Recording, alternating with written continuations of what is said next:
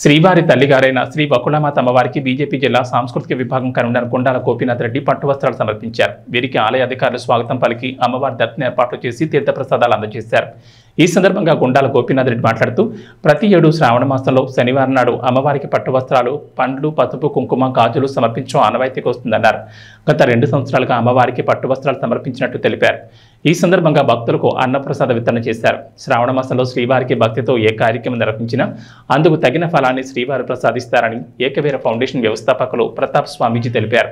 ఈ కార్యక్రమంలో బీజేపీ జిల్లా సాంస్కృతిక విభాగం కన్వీనర్ గుండాల గోపీనాథ్, ఏకవీర ఫౌండేషన్ వ్యవస్థాపకులు ప్రతాప్ స్వామీజీ, నరేష్ నాయుడు, తొండమనాటి సుబ్రహ్మణ్యం రెడ్డి, కొండే చెంగారెడ్డి, వాసు, మురళి, పనిభూషణ్ రెడ్డి, కళ్యాణి, వసంత, జయలక్ష్మి తదితరులు పాల్గొన్నారు.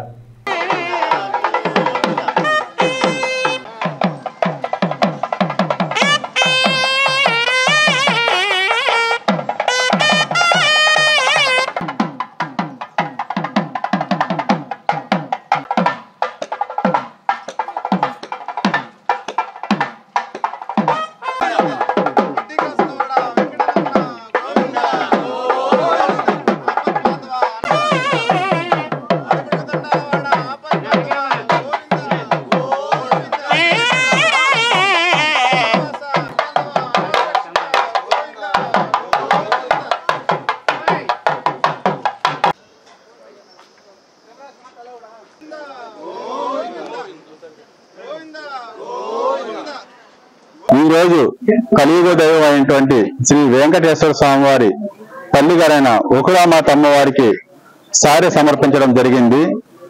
ఈ కలియుగంలో ప్రత్యక్ష దైవం మనకి ఎవరంటే తల్లి. అలాంటి తల్లిని స్మరించుకొని తిరుపతి ప్రజలందరూ సుభిక్షంగా ఉండాలని సారె సమర్పించడం జరిగింది. ప్రతి ఒక్కరు కూడా తల్లిని మర్చిపోకుండా అందరూ బాగా చూసుకోవాలి. అదే మనకి దైవంతో సమానం. నమో వెంకటేశ్వర. శ్రావణ మాసం మనకు చాలా పవిత్రమైన మాసం. ఈ శ్రావణ మాసంలో ప్రతి ఏడు వకుళమాత తల్లి గుడి కట్టినప్పటి నుంచి శ్రావణ మాసంలో ఇక్కడికి వచ్చి అమ్మవారికి సార సమర్పించి పట్టు వస్త్రాలు సమర్పించడం మాకు ఆనవాయితీ. దానిలో భాగంగానే ఈ రోజు భక్తులు అందరూ వచ్చి మేము మేళతాళాలతో అమ్మవారికి పట్టు వస్త్రాలు సమర్పించాము.